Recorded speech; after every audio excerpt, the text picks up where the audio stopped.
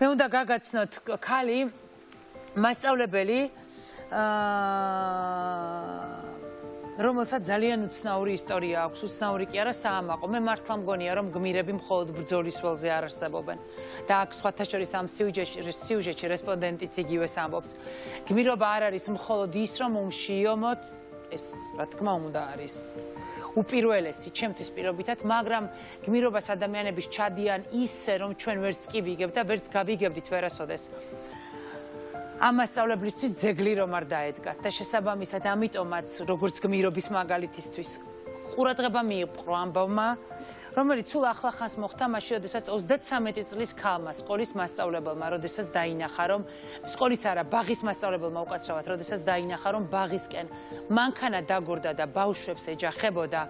11 ბავშვი სიცოცხლეს გადაარჩინა და თავად გარდაიცვალა. ჯაბა ჩიტიძე და ნატა ჯალაბაძე გიყვებიან დანარჩენს.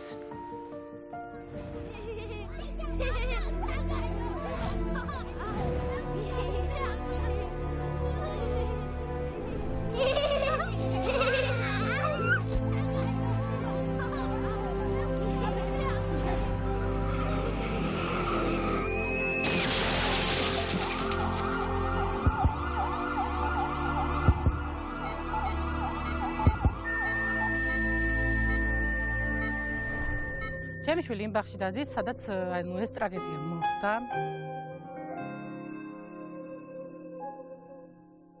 სადაც მარია ასწავლიდა, სადაც მარია იყო აღმზრდელი. დაახლოებით იყო 5 საათი, როცა ჩვენ ბავშვებს ვაკითხავთ ბაღში, როდესაც უკვე მივედით ბაღის ეზოში და მოხდა ეს ინციდენტი.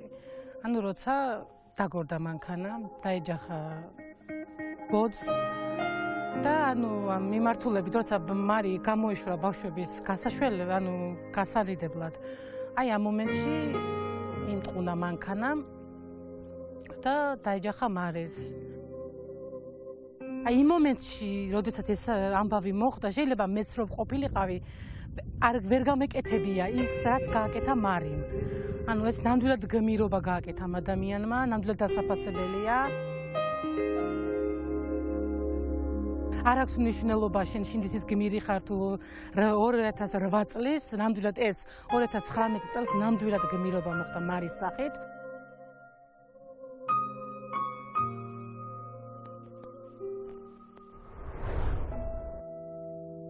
მენატრები.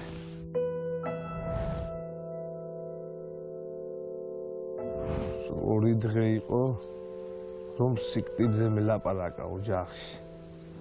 ვერას ვიფიქრებდი მაგას, წამოვიდა და შევხვდი ასეთ სიტუაციას, ავარიას.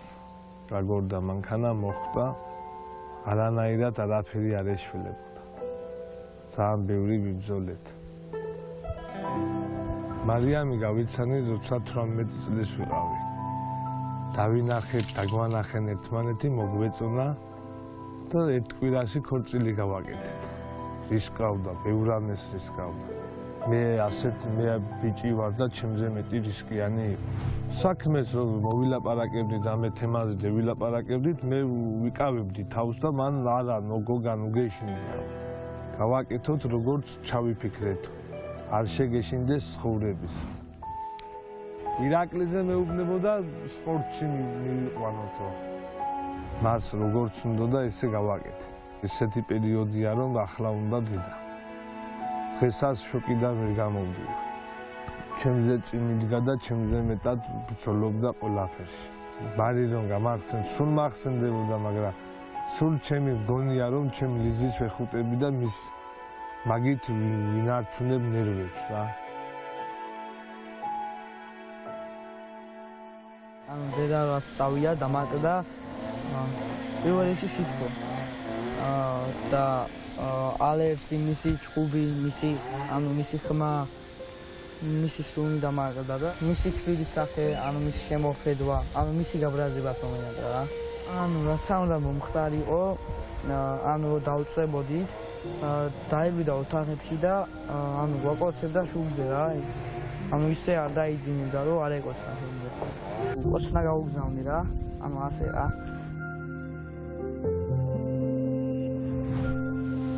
გმირი დედა იყო ის ჩვენთვის. არა მარტო ჩვენთვის, ყველასთვის.